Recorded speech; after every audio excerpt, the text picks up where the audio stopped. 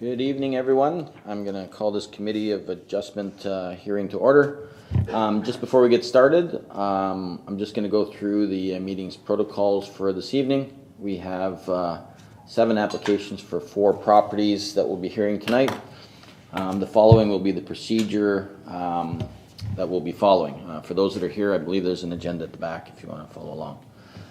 Just a couple of housekeeping notes, and a good reminder for myself to put phones on mute or vibrate or off. And if anyone is here in the chamber or appearing online, if they can address questions through the chair to any person so they're not directly presenting it to that person. With that, the first order of business will be to ask any members if they have any conflicts of interest with any of the applications this evening. Following that, I'll ask for any deferrals or withdrawals of applications from the applicants. For those that will be joining online, I will ask that first thing when they get brought into the meeting. The committee's secretary-treasurer, or acting committee secretary-treasurer this evening, will read out each application noted on the agenda with a brief description and staff recommendation. The applicant or the agent for the applicant will be asked to come forward or will be brought into the meeting. There's a little podium on the right to introduce themselves, be allotted a short overview to add any additional comments that they wish to at that time. Members of the committee will then have an opportunity to ask applicants if they have any questions, followed by members of the public who wish to speak to the application.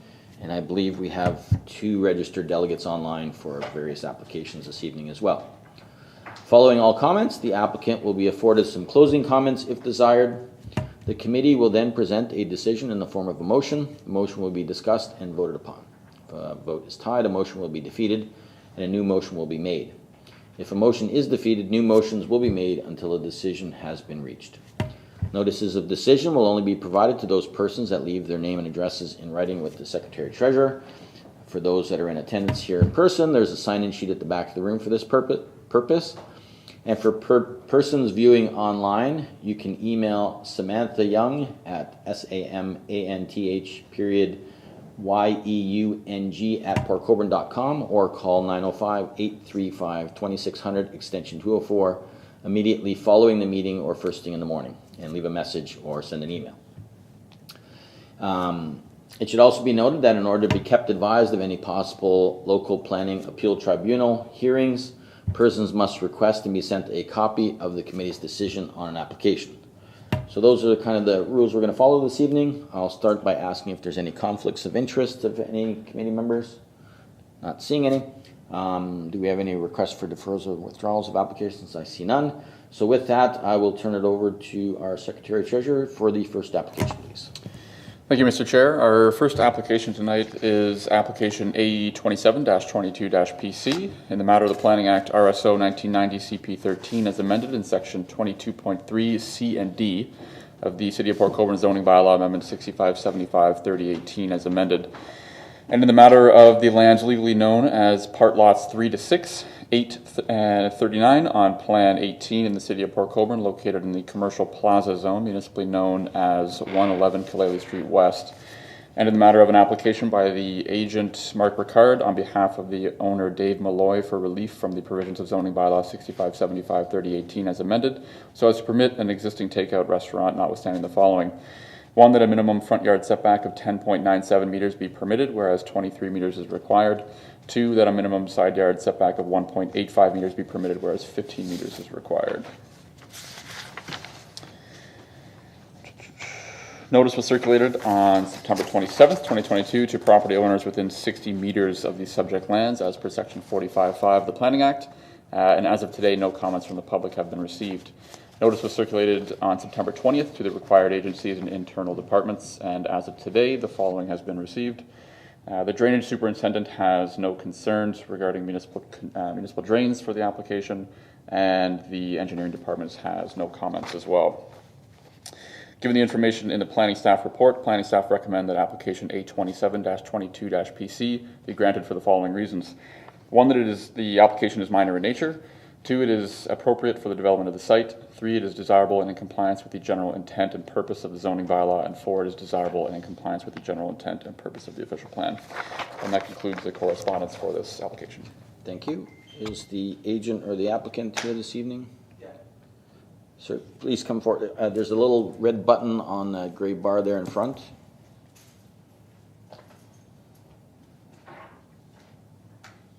The red button here? The red button.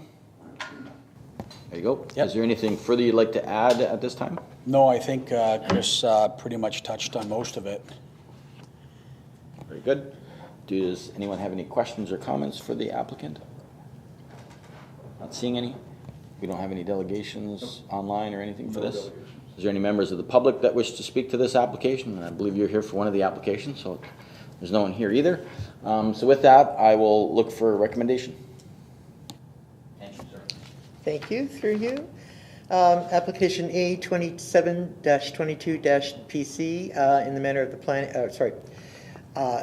the lands legally known as part lots 3 to 6, 8, 39 on Plan 18, municipally known as 111 Kalali Street West. That minor variance application A 27-22-PC be granted for the following reasons. 1, the application is minor in nature as the requested variances will not negatively impact the property or surrounding properties, and the primary function is not changing. 2, it is appropriate for the development of the site as the footprint of the structure is not changing and will become a permitted use in the zone. 3, it is desirable and in compliance with the general intent and purpose of the zoning bylaw, as the zoning bylaw permits takeout restaurants in the CP zone, and the proposal is more compliant with the bylaw by removing the legal non-conforming status and adding a permitted use. 4, it is desirable and in compliance with the general intent and purposes of the official plan, as restaurants are permitted in the commercial plaza designation. Thank you. Can I get a seconder to that? Carrie? Thank you. Any questions or comments? All those in favor? That'll be carried. Thank you. There is a 20-day waiting period, but then after that, you should be good to go. Okay, great. Thank you. Thanks a lot, everyone.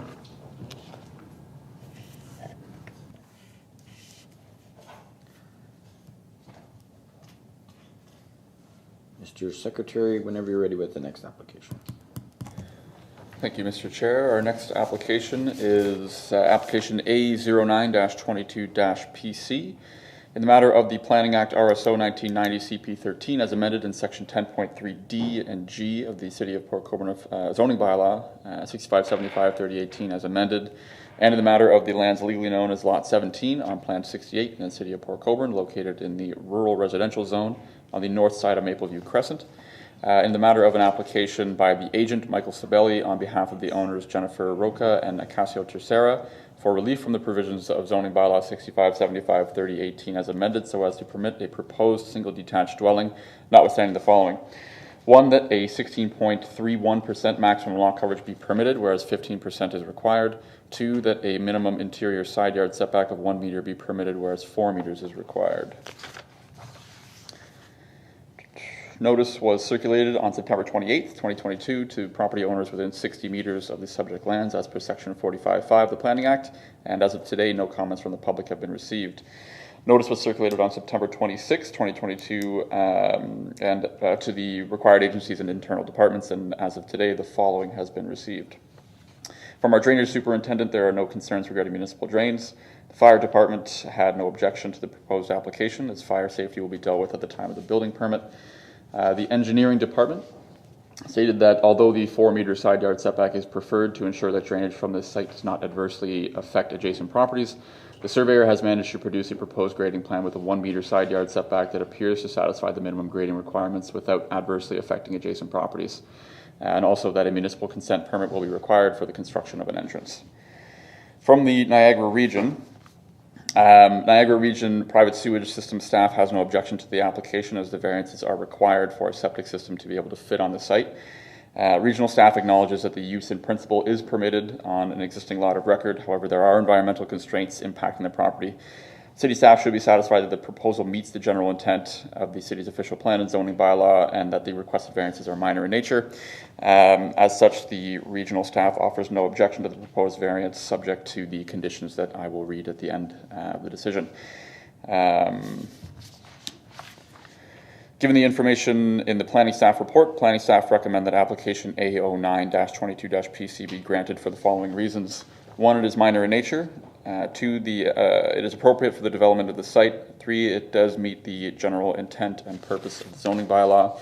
4, it is in compliance with the general intent and purpose of the official plan. This decision is subject to the following conditions. 1, that a landscape plan is submitted to the satisfaction of the region, which illustrates plantings and permanent fencing separating the development footprint from the adjacent feature to the north. And 2, that a tree preservation plan is submitted to the satisfaction of the region. And that concludes the correspondence for the application. Thank you. Is the agent of the applicant online? Bring them in there. Very good.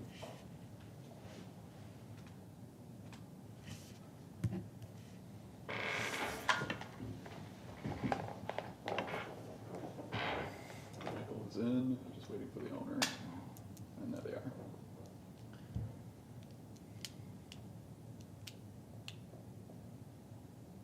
Used to be like that.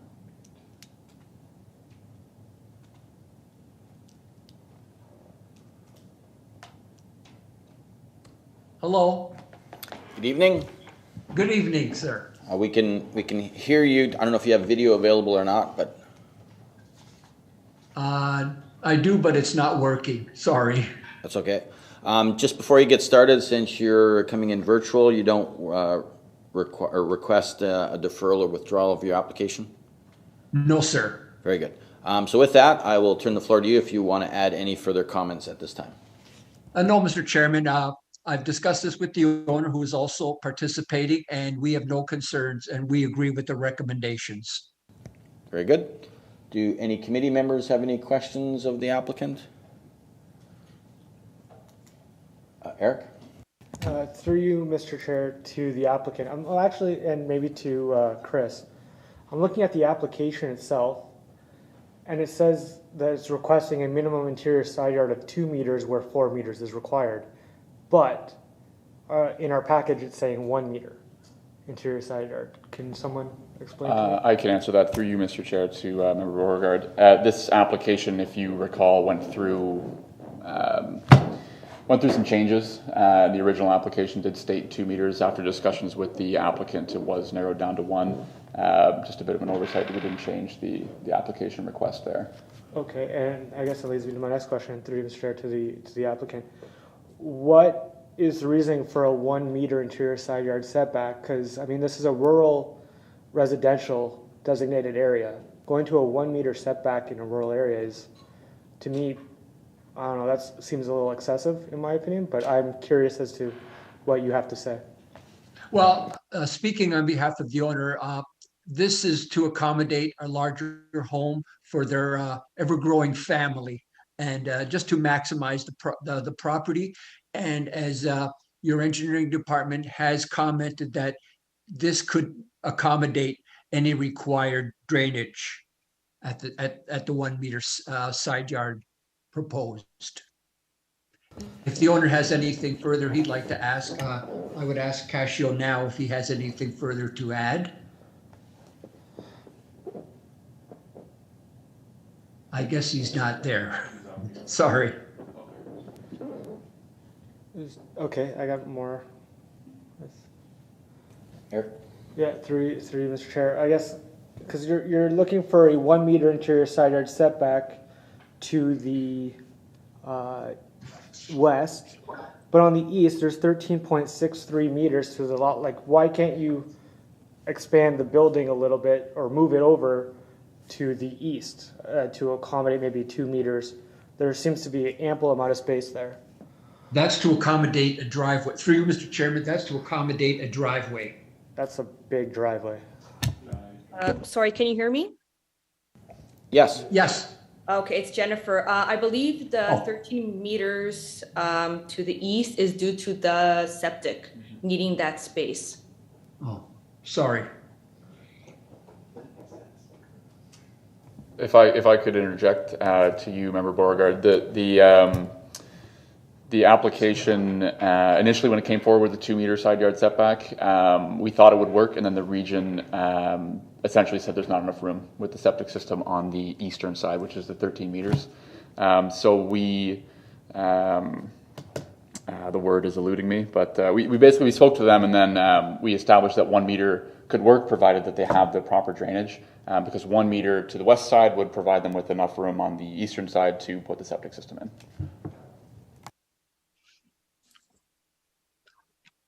I suppose then my other concern then, sorry, through you, Mr. Chair, would be that, all right, so if a building is built on the adjacent property, and maybe they want to come in for a minor variance or whatnot, you know, the Ontario Building Code, I think, requires within a certain separation distance that there be fire suppression walls. Is that something that maybe we should include as a condition? Like, do you have any comments on that? I'm just wondering. Through you, Mr. Chair, to Member Beauregard. I'm not as well versed in the requirements of the OBC. If that's something that you think would be necessary, it's certainly a condition you can add. I've also noted that the property to the west is much larger, so hopefully in theory they shouldn't need to. However, obviously we can't control those things. And it should also be noted too that property is more heavily influenced by the region's core natural heritage system with a significant woodlot, whereas this one is not because it has been cleared, which is part of the reason that the region was a little bit more easy, I guess you could say, on their comments.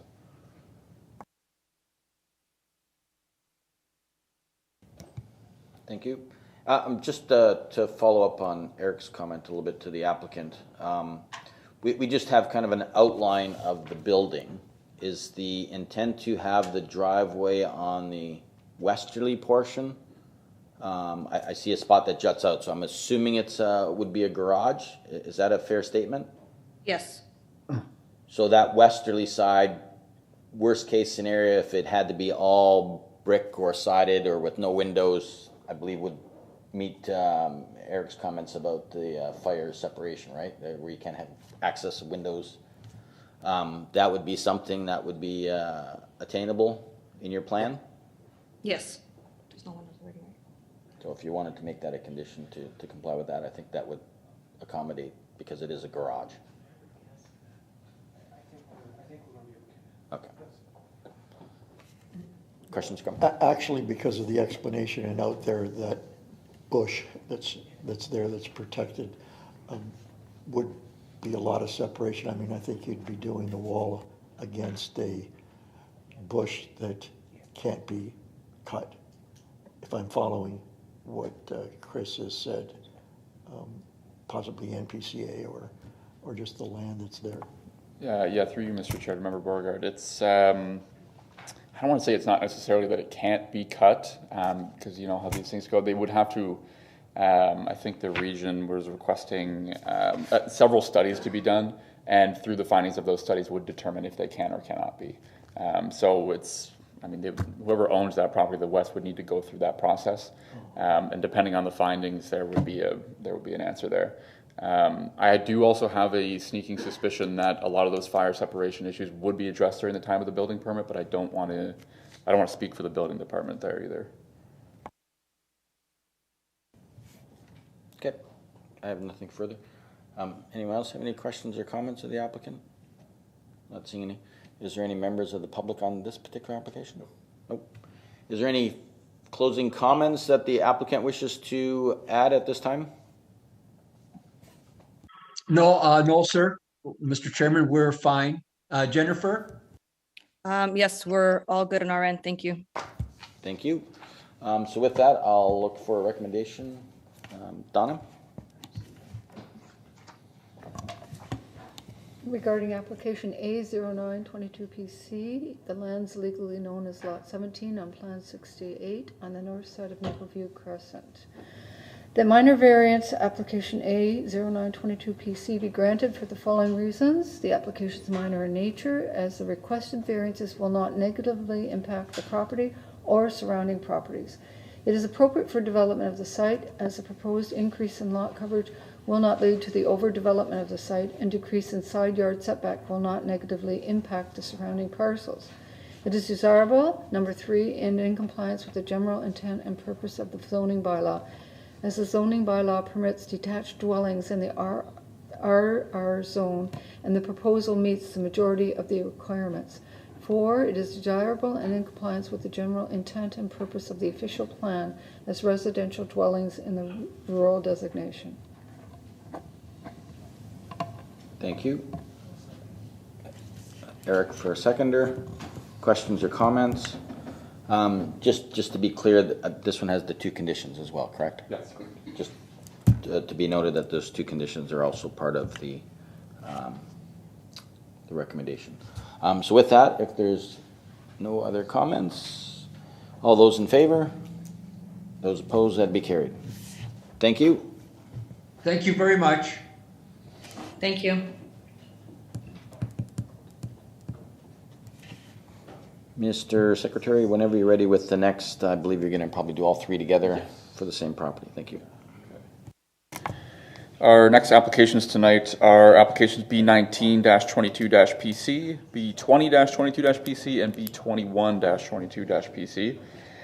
In the matter of an application of in the matter of the Planning Act, RSO 1990 CP 13, Section 53(1), and in the matter of the lands legally known as Concession 1, Lot 14 in the city of Port Colborne, located in the Hamlet residential zone on the south side of Clayleigh Street East. And in the matter of an application by the owner Robert and Margaret Williams for consent for the purpose of a perpetual easement agreement. The application is proposing to establish multiple right-of-way, or the applications are proposing to establish multiple right-of-way easements over parts 5, 6, and 7 in favor of parts 2, 3, and 4. The purpose of the proposed easements is to permit ingress and egress to parts 2, 3, and 4.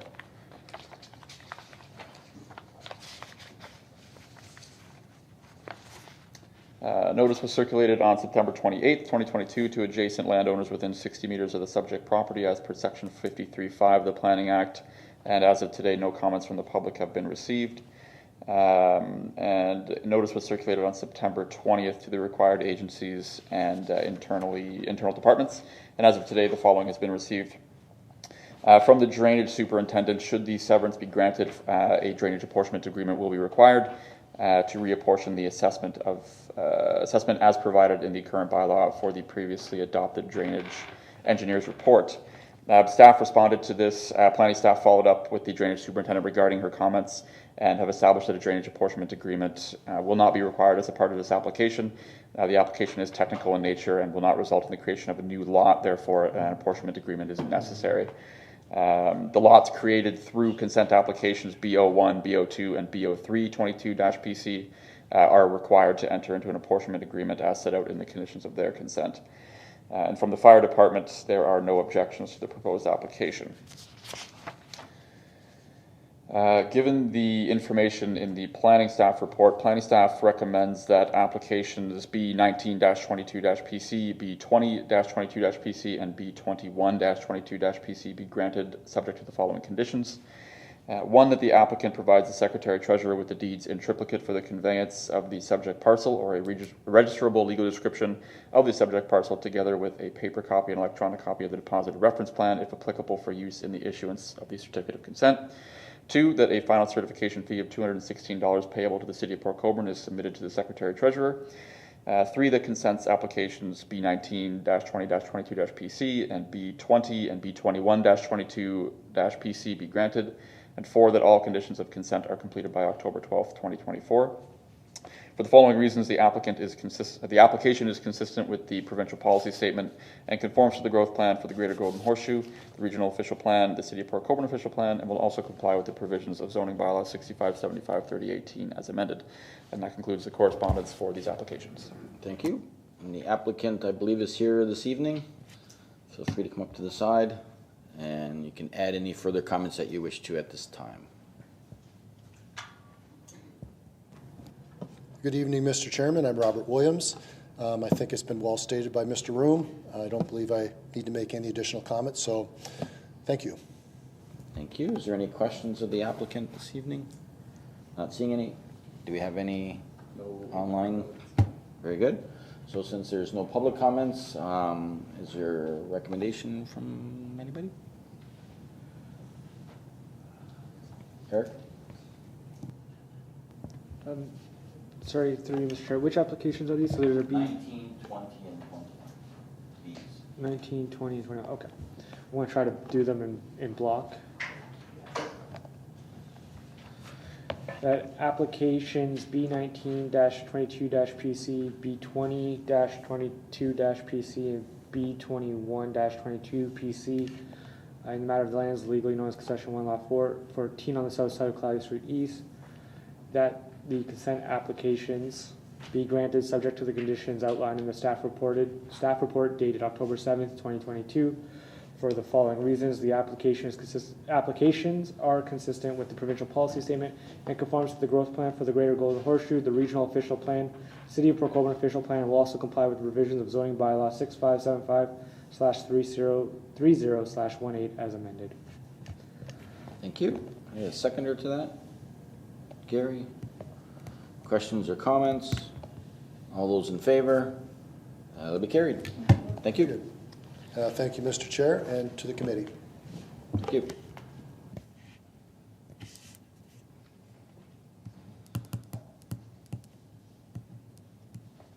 And Mr. Secretary, whenever you're ready with the last property.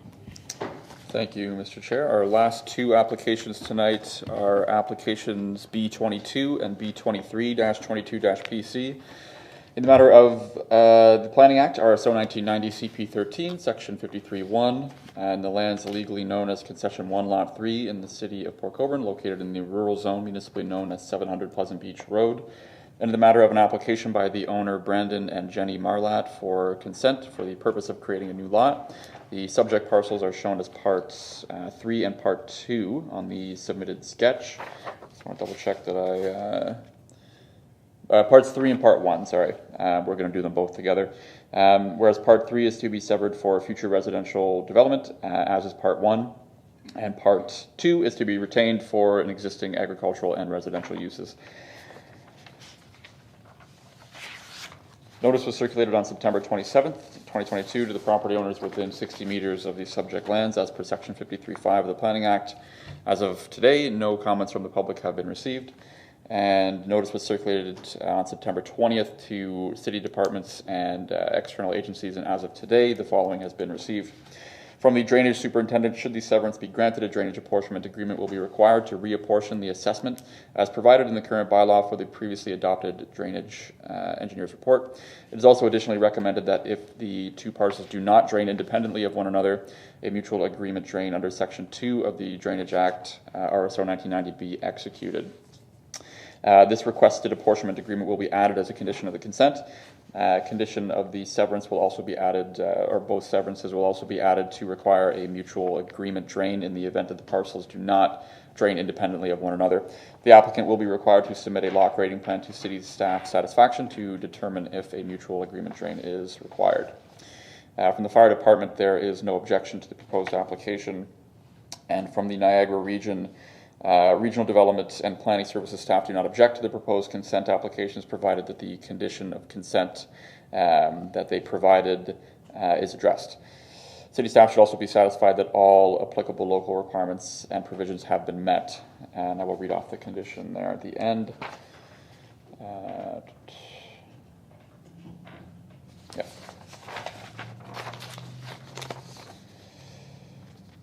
So given the information in the planning staff reports, planning staff recommend that applications B22 and B23-22-PC be granted subject to the following conditions. That the applicant provides the Secretary Treasurer with the deeds in triplicate for the conveyance of the subject parcel or a registrable legal description of the subject parcel together with a paper copy and electronic copy of the deposited reference plan, if applicable, for use in the issuance of the certificate of consent. 2, that a final certification fee of $216 payable to the City of Port Colborne is submitted to the Secretary Treasurer. 3, that the owner submits a Stage 1 archaeological assessment plus any subsequently recommended assessments for the severed parcels, Part 1 and Part 3, prepared by a licensed archaeologist to the City of Port Colborne and Niagara region for review and approval. A copy of the archaeological assessment shall also be provided to and accepted by the Ministry of Heritage, Sport, Tourism, and Cultural Industries, with a copy of the Ministry's letter of acknowledgement provided to the Niagara region prior to clearance of this condition. Note that no demolition, grading, or other soil disturbances shall take place on the subject property prior to the issuance of a letter from the Ministry confirming that all archaeological resource concerns have been mitigated and meet licensing and resource conservation requirements. Number 4, that the applicant sign the City of Port Colborne Standard Memorandum of Understanding explaining that development charges and cash in lieu of the dedication of land for park purposes based on an appraisal at the expense of the applicant wherein the value of the land is to be determined as of the day before the issuance of the building permit is required prior to the issuance of the building permit pursuant to Section 42 of the Planning Act, RSO 1990 as amended. Number 5, that the applicant submit a lot grading plan that shows that the lots will drain independently of one another to the satisfaction of city staff. If it is determined that the lots do not drain independently, a mutual agreement drain may be required.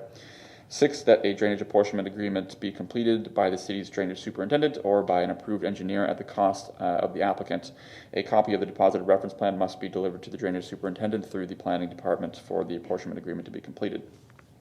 And lastly, that all conditions of consent be completed by October 12th, 2024. For the following reasons, the application is consistent with the provincial policy statement and conforms to the growth plan for the Greater Golden Horseshoe, the regional official plan, City of Port Colborne official plan, and will also comply with the provisions of zoning bylaw 6575/3018 as amended. And that concludes the correspondence for those applications. Thank you. Is the applicant online on this one? Yes.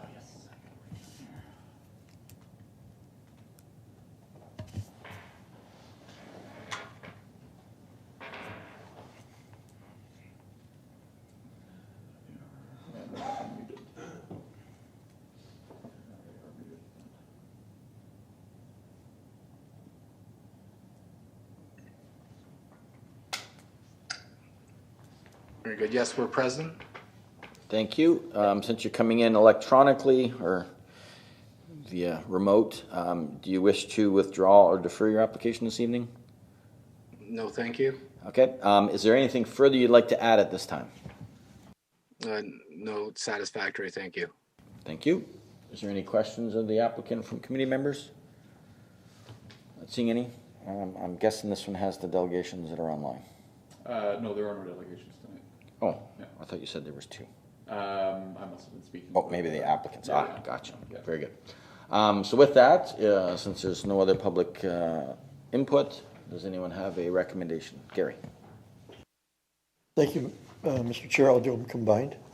With respect to application B22-22 and B23-22 PC, and in the matter of the lands legally known as Concession 1 Lot 3, municipally known as 700 Pleasant Beach Road, the consent application B22-22 and B23-22 be granted subject to the conditions outlined in their staff report dated October 7th, 2022, for the following reasons. The application is consistent with the provincial policy statement and conforms to the growth plan for the Greater Golden Horseshoe, the regional official plan, City of Port Colborne official plan, and will also comply with the provisions of the zoning bylaw 6575-30-18 as amended. Thank you. Can I get a seconder to that? Angie? Any questions or comments? All those in favor? That'll be carried. Thank you. And that concludes the applications this evening. Moving on to our next item on our agenda. Is there any other business? Anyone? If I might, like I said, with the elections coming up, does the December 14th meeting going to cause any ripples if council members, because you'll get I believe the swearing in is early December, late November? Actually, it's going to be earlier Than normal, right. So people will already be in office by then. Okay, but will there be enough time to have a meeting to appoint councillors if councillors want to be on there to the committee? If you remember the last time out, the existing members were held over an extra month even after the new council was installed before that was changed up. So I think that'll be okay. No problem. We'll probably be able to stay no matter what until that's sorted out. Because I thought council members were only members for the duration of their term. I will have to double check our terms of reference. I think that there's something in there that it can extend the.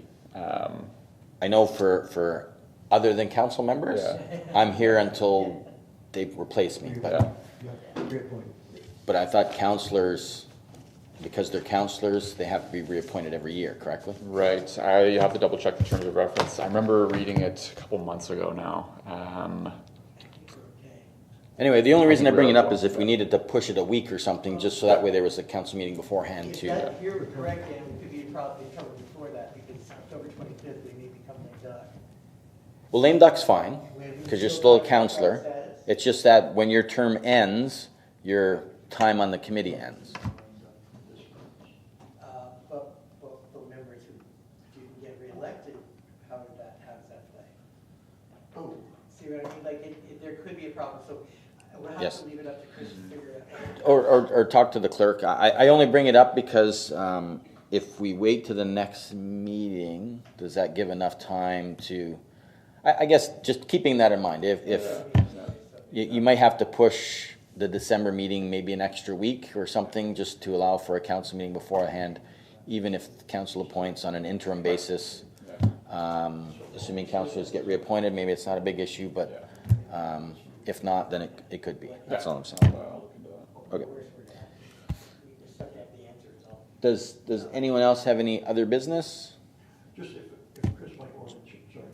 Chris may want to check then if, with Donna leaving, right?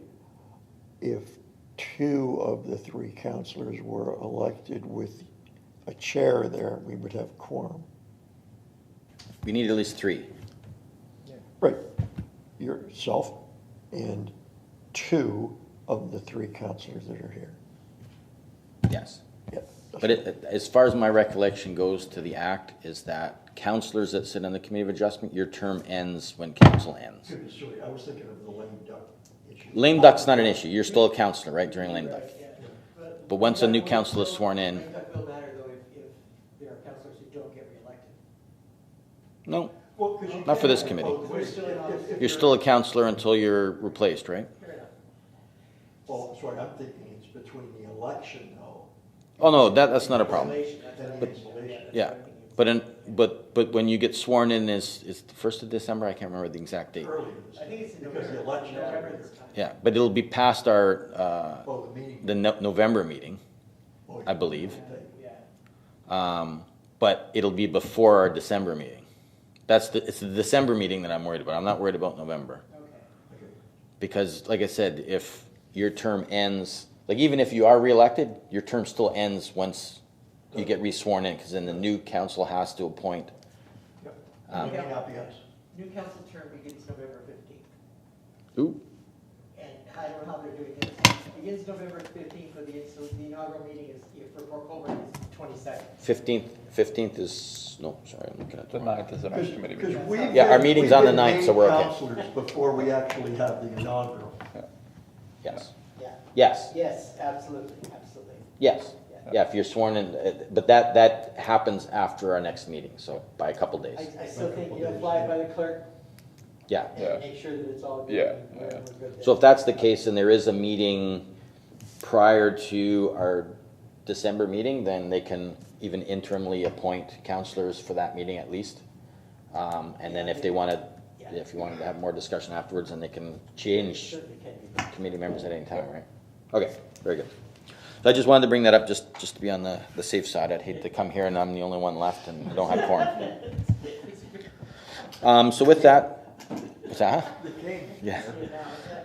So with that, the next item is the minutes from our September 14th meeting. If I can have a mover and a seconder for those. Angie, Gary. I do have a comment with regards to the minutes. Just to be clear, on the other business section, it's worded in here that the chairman suggests making a motion to have public notice signs and mailouts completed for deferrals. Wasn't a suggestion that I did make a motion to have it done. So if we can just strike the suggest making and made a motion, I'm good with that. So if anyone's good with that amendment, I don't know if we need to vote upon that or not, but I don't think so. We can make the correction. if everyone's good with that. So with that minor change, I'm good with it. So if all those in favor, that'll be carried. So with that, I will consider this hearing adjourned. Thank you all.